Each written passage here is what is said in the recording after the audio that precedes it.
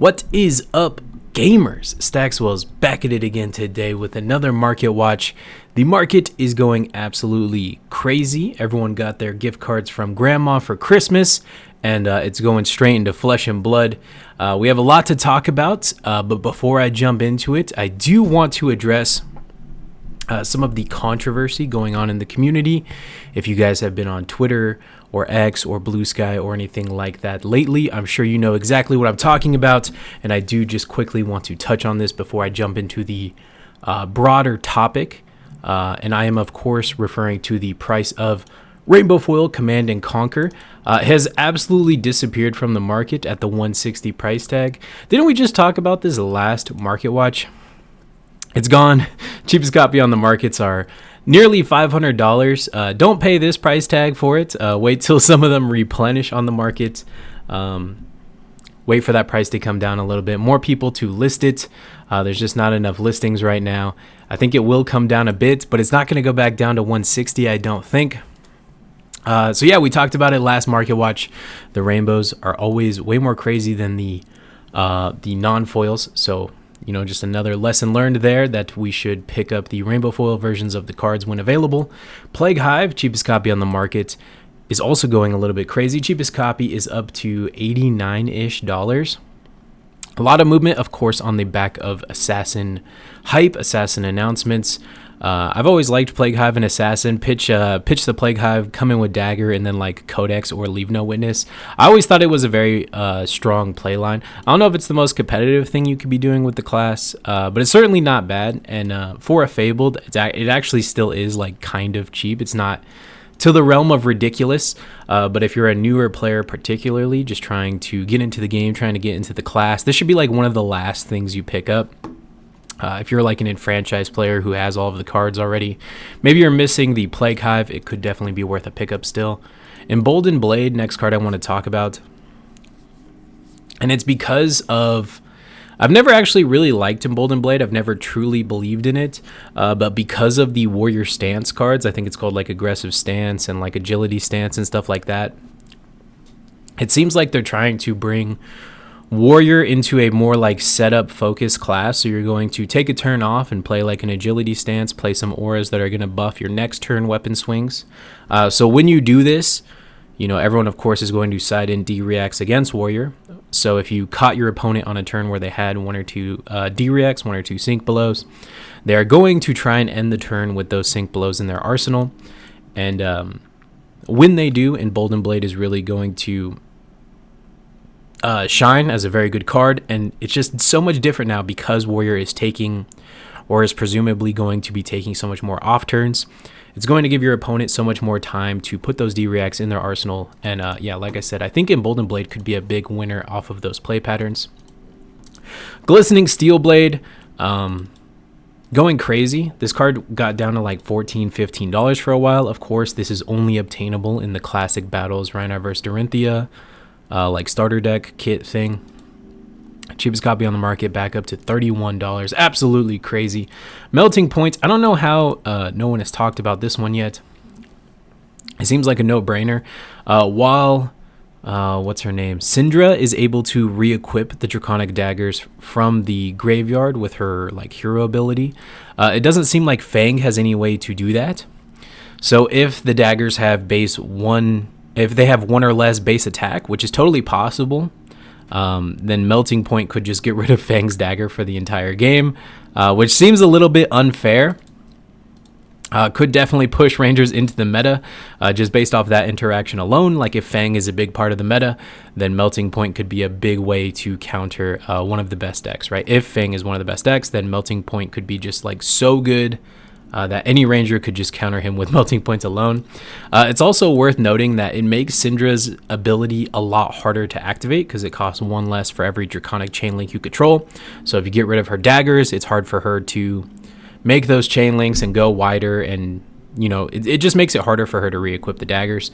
But really, I'm thinking it's going to go up because of the Fang interactions.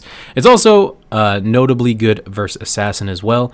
Assassins don't typically play ways to re-equip their daggers, so I guess it kind of just depends how the meta shakes up. Is there going to be new cards that let Assassin's Re-equipped Daggers?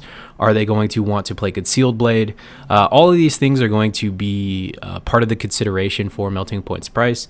But at $1 per copy, I don't think you could go too wrong with this card. It's also an Outsider's Majestic, and Outsider's Majestics go totally crazy when they're good, right? Think Codex of Frailty. Let's just look, because I talk about it all the time. Let's just show it. Yeah, Codex of Frailty, totally gone crazy. Premeditate, we've all seen what happens with this one. This one also goes crazy. Concealed Blade, like, not even that many people are playing Concealed Blade right now, and it's still $14. Same with Codex of Bloodrot. Not that many people are playing it, still $16. It's just because there's not enough good cards in this set to kind of carry it. So not a lot of people are opening it. So something in the set has to be worth money. And the Majestics are taking that spot, right? Even things like Stab Wound, $7. Knives Out, $6.50. Dishonor, like literally no one's playing that card right now. You can't, and it's still $7. So I always like Outsiders Majestics.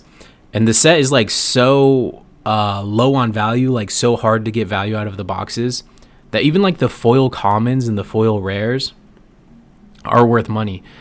So think like looking for a scrap, or hold on, I'm looking for a scrap foil is like $10 right now, which is totally crazy. Humble foil for the longest time was like $10 as well. I haven't checked since we've left KO meta, but yeah, it's still, with shipping, is like $4 or $5. So yeah, Outsiders, just since it's so low on value, when one of these Majestics or one of these rares even, or anything comes good in Outsiders, it goes totally crazy. And yeah, Melting Point, if it ever hits that playability level of these other cards, I could see it easily being a $10, $15 card. Yeah, so very low risk and high reward. Yeah, there's Melting Point. Moving on, Spark of Genius, kind of fitting into the theme we talked about last week. With super rares going absolutely crazy. And then we also talked last week about how the Armory decks just have like the biggest impact ever on the market lately. And Spark of Genius is kind of wrapping those two lessons up into one here. Cheapest copy on the market is $5. This is for a super rare out of Arcane Rising. Again, this stuff is bulk. I have so much bulk back here. I need to go through it and pick out all of the super rares, because this is totally crazy. The other thing is the rainbow foils are nearly the same price. They're like $6, $7. So again, like we talked about with Command and Conquer, I just highly recommend picking up the foils when available, especially for those older cards. The figments are all going up a little bit. Not so much the Marvel figments, but just the regular non-foil figments, just showing that people are interested in playing the class. Flesh and Blood has always been a player's game, a player's market. Singles are king around here, and people just want the playables. Figment of War is no exception to that rule. Cheapest copy on the market is $13. All of the figments are going up a bit, but this is definitely the most egregious example of it. The other ones are like $8 to $10 for like the good ones. But yeah, Figment of War, $13 is totally crazy. Prismatic Leyline. This has always seen some play in Assassin, and I think it could be a huge winner going up into the Hunted. And the reason for that is Assassin has always like kind of been able to weave it in, because Assassin has these powerful blues and these powerful yellows, that it's really able to take advantage of the +3 and the +2 effects of Prismatic Leyline. Uzuri couldn't do this because she always had to swap, but I think the new Arachne can do this, because the new Arachne is going to be playing red, yellow, and blue Isolate to make the most use out of the Agents of Chaos, right? The Agents of Chaos all have a very powerful on-hit, and they all have the attack reaction to discard to give your stealth attack +3. So if your stealth attack has Dominate, that Dominate effect paired with your discard to +3 almost guarantees the on-hit, right? And it also... the new Arachne also has ways to give your stealth attacks go again. So there is a world in where you could, like, give it go again, play a blue Dominate, play a blue Isolate, Dominate, stealth card, whatever, with go again into a yellow card and get 5 points of value out of Prismatic Leyline. It's also just a block 3. So it has a very high floor, like it can't be that bad of a card. And for only $1.70, I think it's a fantastic pickup. Also a generic. There's so many other decks that could play it, that could potentially want to play it in the future. It's one of those like future-proof cards to me, that like every new deck that comes out, It's always going to be a card that's in the back of my and many other players' minds of like, oh, can this be a Prismatic Leyline deck? Oh, why am I playing a yellow and not playing Prismatic Leyline? If I'm attacking with my blue, shouldn't I be playing Prismatic? You know, like these are like thought exercises that everyone's going to be having for as long as, you know, as long as people are building in Flesh and Blood. Prismatic Leyline having the potential to be a 0 for 6, a 1-card 6. You know, it's always going to be something people think about, particularly when including rainbow sets of cards, right? Probably yapped a little bit too much on that one. Moving on, Cut Through the Facade. This is like, you know, very surface level. People will look at this and say like, oh, it's, you know, made as a side deck card to beat Illusionist. And while that is true, it has other applications. I don't think it's good against something like a Rune Blade, right? Because just going a little bit under rate to kill a Rune Chant, I don't think is good enough against Rune Blade. You know, having a 2-card 8 just isn't going to cut it against Rune Blade, especially if the 2-card 8 only blocks 2. This can't be defended by Aura's thing isn't really relevant against it. So really right now it's just a side deck card against Illusionist. But like we kind of touched on earlier in the video, I think those Warrior Auras is really the way that they're trying to push that class. So you can imagine a Warrior deck with a lot of auras in it, trying to take setup turns. So if you're attacking with Cut Through the Facade, you know, a lot of their auras don't block. The ones that have been spoiled so far all block 3, so they'd be happy to block with an aura typically. And then if they're taking setup turns, throwing a Cut Through the Facade at them during their setup turn could be a very powerful thing. So it could be like a side deck card that's kind of pulling double duty, right? Maybe you're really playing it for the Illusionists, but it's pulling a lot of weight in the Warrior matchups as well. And for only $350, again, these generic cards that are so cheap in the Majestic like rarity, like Cut Through the Facade, Prismatic Leyline, they're way too cheap. If you don't have a playset, you're going to regret it one day. I promise you. I've been around this game for too long. Generic Majestics will always be expensive at some point if they're like remotely playable, right? And both of these cards are. So if you don't have a playset of Leylines and you don't have a playset of Cut Through the Facades, please just pick them up. Do yourself a favor. Moving on, Spoils of War. Cheapest Spoils of War on the market is $8. And this is obviously just one of the best Warrior cards in general, but the Hunted adds another layer of potential juice on top of Spoils of War, because whenever a weapon you control hits this turn, create 2 copper tokens, and if the hunted heroes are swinging with their weapons multiple times per turn, it's very possible you could make 8 copper tokens off of Spoils of War, and that would be pretty crazy. So yeah, I guess it's just like a little bit more juiced than a normal Spoils of War in a regular deck. Moving on, Corrosive Tendency. I actually think this card is like a bad pickup right now. It has gone up quite a bit. The cheapest copy on the market is $11.25. Oh, I'm sorry, I didn't tell you the price of Spoils of War. Spoils of War is $8 shipped, and this is for a Crucible of War Majestic. Crucible of War, one of the most underprinted sets in Flesh and Blood, and it's also a very old set in Flesh and Blood. That's why a lot of the super rares in it are spiking up so hard. So I actually think this is a very good price for a Crucible of War Majestic. I think it's still very, very low. Even though the graph kind of makes it look like it went crazy, it really didn't. It's gone up like $1 or $2 since the Hunted got announced. I think it's a fantastic pickup.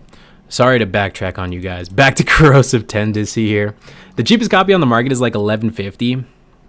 And Corrosive Tendency specifically only has synergy with contract cards, right? If you complete a contract, your assassin attacks gets go again, this combat chain. I know it's a blue block 3, so like the floor is like not bad on it. But I really don't even think Arachne's going to be playing contract cards, period, aside from the broken ones, right? He's going to play Leave No Witness. They're going to play, help me out here, Surgical Extraction. But I really don't think they're going to be leaning into this contract strategy and spending a whole card to give a card go again, even if it is a blue block 3, is probably not really where you want to be, particularly in Assassin, which a deck which already has a lot of very good blue cards, right? It already has Bonds, Persuasive, so many good blue block 3s. That's going to be tough to have Corrosive Tendency make the list. So again, if you're a new player looking to get into the Assassin class, this should be like one of the last things you pick up. I don't think it's going to wind up making the cut, especially once we get all of these new Hunted cards. Maybe if you're a very enfranchised assassin player, I guess you could pick it up. But I really don't think it's worth it, especially for this price tag. And then it's a heavy hitters expansion slot card, which for those who don't know, with the expansion slot cards, really only the bright lights ones like tend to go crazy. All of the sets since then, the expansion slot cards just aren't like, it doesn't go crazy like it did in bright lights. So yeah, I expect this to come down quite a bit. Moving on, Plow Under has gone down quite a bit. Cheapest copy on the market is $34, where Felling of the Crown is still a $50+ card. And you know what this is actually indicative of to me is Living Legend. Is Living Legend finally affecting the Flesh and Blood market? It hasn't yet. This could be the first sign of it, because Plow Under and Felling, if both are a 3 of in every Earth deck that plays one or the other, right? If you're playing Felling, you're playing Plow Under, and you're playing 3 copies of each in every deck, right? This is true for every deck except one, except for Starvo. Starvo only plays Felling of the Crown. So that could be what is like differentiating these prices here. Plow Under is only $33. Felling of the Crown is $50+. And I really do think it could be just off the back of Starvo and the Living Legend format. So that's kind of an interesting sign to see that Living Legend can actually move the Flesh and Blood market. We haven't seen that yet. I thought that was interesting. I thought it was worth pulling up. Liquefy, here's another spicy, a super spicy one for you guys. For those who don't know, you probably don't, Liquefy Draconic Attack Reaction, if it's played at a chain link of 4 or higher, target attack action card gets, when this hits a hero, put a -1 shield counter on an equipment they control. If it has 0 shield, destroy it. This is like a very, very like matchup dependent card, a very niche card. But in a draconic ninja, you could get this rupture off very easily, right? You could always sneak through a lot of damage, and then there's certain ninja turns that just can't be blocked out, right? So yeah, Liquefy is a lot easier to hit in a ninja.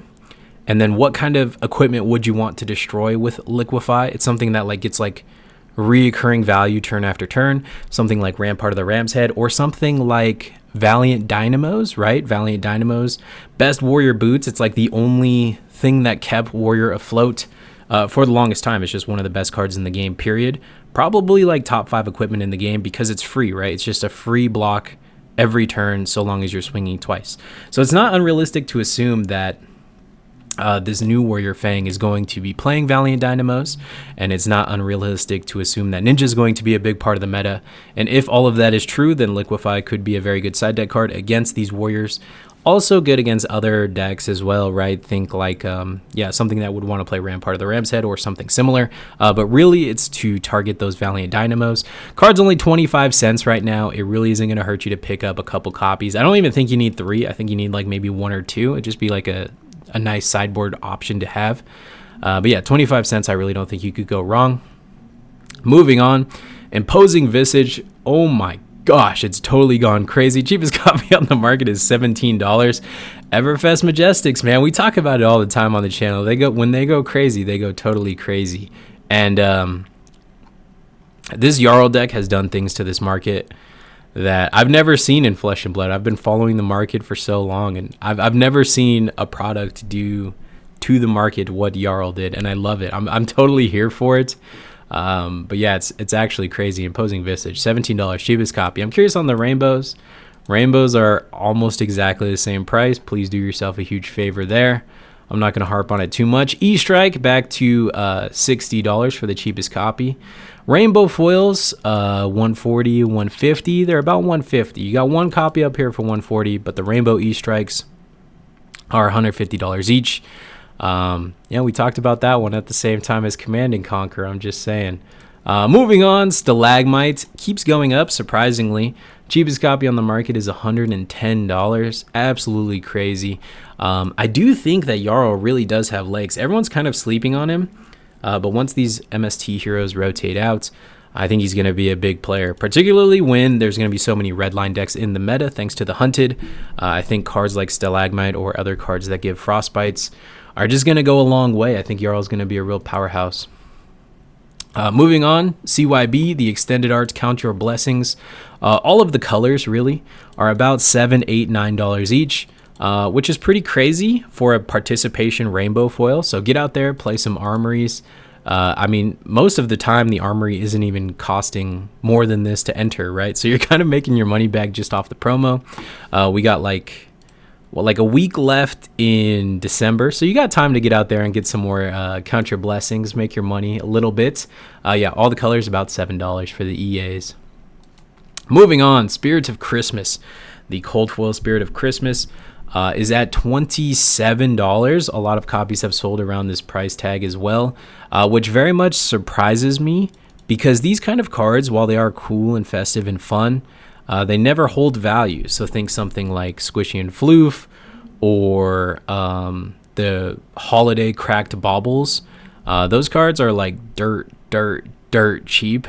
So to see Spirit of Christmas like maintaining some kind of value, I'm a little bit skeptical. I wouldn't hold on to too many of them. Let's say that. If I won another armory and I think I have one of these. So if I won another one, I think I would list it. I think it's going to go down. And moving on, Winds of Eternity. Cheapest copy on the market is $15. And this is, of course, on the back of Ira. Ira sporting the 100 Winds package.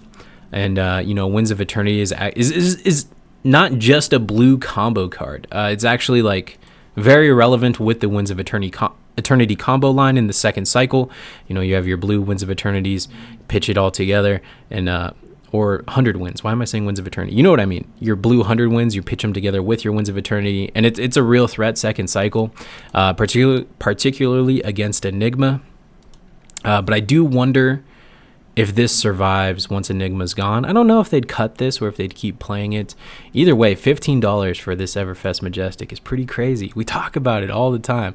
The EA Winds of Eternity is $45, so that one's also going quite crazy.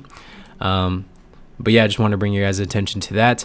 And Spreading Flames, this card is going crazy as well. Cheapest copy on the market is about $8, and it makes a lot of sense. This is probably like the one undisputed card I would say that you absolutely need if you plan on playing Syndra. Everything else I think is a bit speculative. Like, will she play Flamescale Furnace? Maybe. I don't really know. If she's not... I mean, she doesn't have like a way right now that says that she must pitch red cards or she wants to pitch red cards.